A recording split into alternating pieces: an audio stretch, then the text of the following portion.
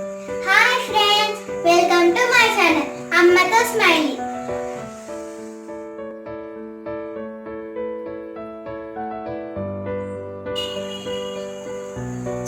చల్లగా వాన పడుతున్నప్పుడు వేడి వేడి పకోడీ తింటుంటే మీకు కూడా తినాలనిపిస్తుంది కదా. అయితే ఈ పకోడీ చేయడానికి నేను ఎంత కష్టపడ్డానో మీరే చూడండి.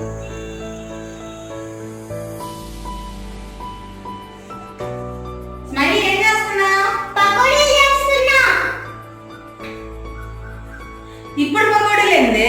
బయట ఫుల్ వర్షం పడుతుంది. పకోడీలు కాక ఇంకేం తింటా?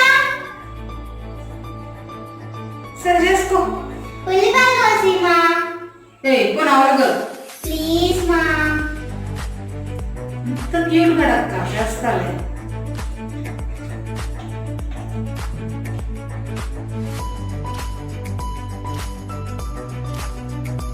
మళ్ళీ ఉల్లిపాయలు ఎలా పోయాలి? సన్నగా మా. గట్టి పకోడీయా మెత్తటి పకోడీయా? పకోడీ. మెత్తటి పకోడీకి ఎవరు సన్నగా పోయారు. సరే రావు. ఎన్ని ఉల్లిపాయలు కోస్తున్నామా? ఒకటే. ఈ ఉల్లిపాయ కూడా కోసి ఇంకోటి కూడా. సరే అడగట్టు.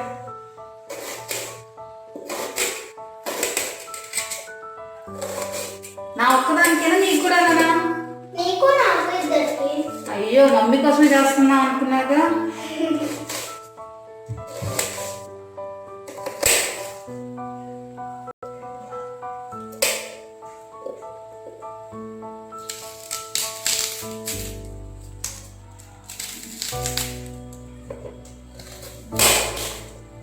ఉల్లిపాయలు ఘాటున్నాయి.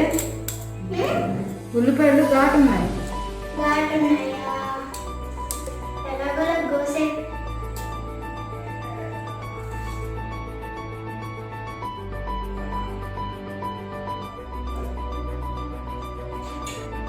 రెండు పచ్చిమిరపకాయలు తీసుకురా, కోసి పెడతాం.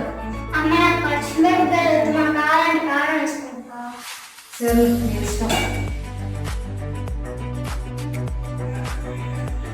ఇప్పుడు ఆనియన్స్ రెడీ అయిపోయాయి. దీంట్లో కొంచెం ఉప్పు వేసుకొని కలుపుకుందాం.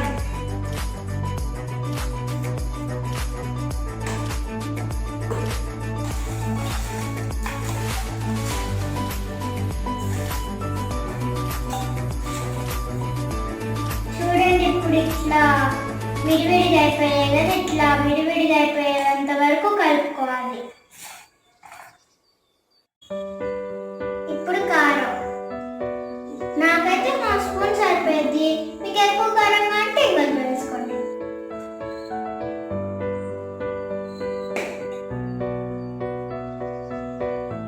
అల్లం వెల్లుల్లి పేస్ట్ కొంచెం వేసుకున్నాం, అంటే 1 స్పూన్.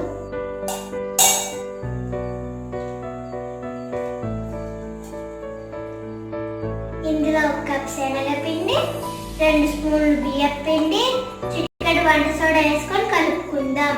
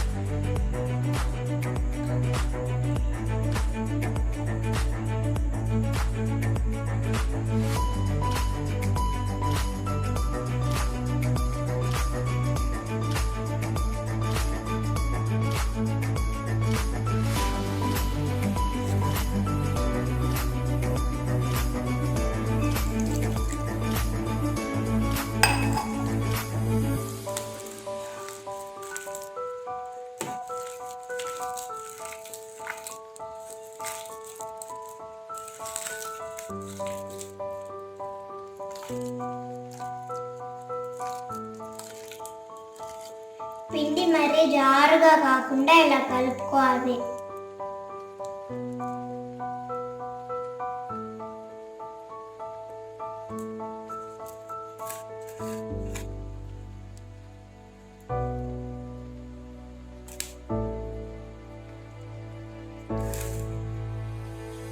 ఇందులో కొంచెం జీలకర్ర, కరివేపాకు వేసుకుందాం.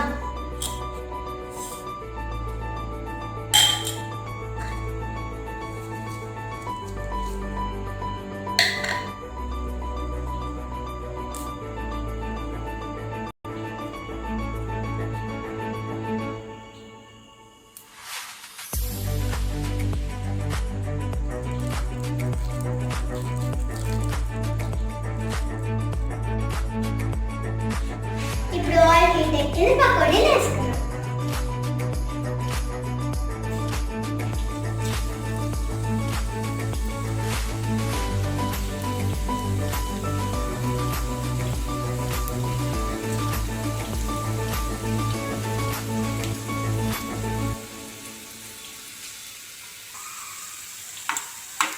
పకోడీలు సిమ్లోనే బాగా వేగాలి.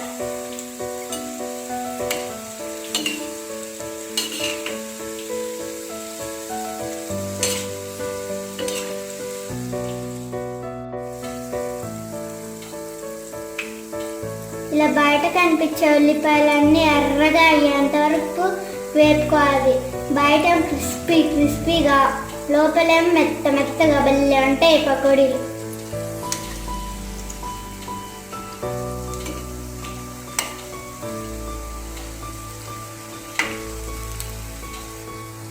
ఇప్పుడు పకోడీలు మంచి రంగులో వేగిపోయాయి. ఇప్పుడు ప్లేట్లోకి తీసుకుందాం.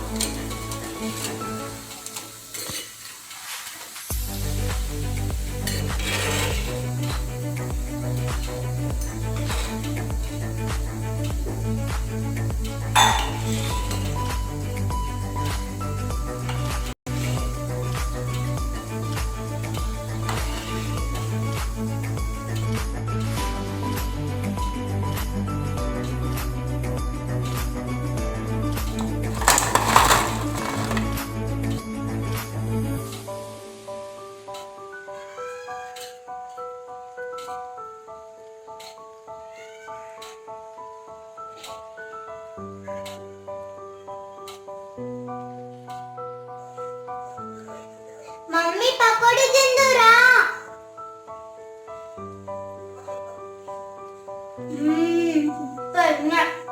నువ్వు కూడా తింటావా? ఈ వీడియో కనుక మీకు నచ్చినట్టయితే లైక్ చేయండి, షేర్ చేయండి and subscribe. Please support me. Bye.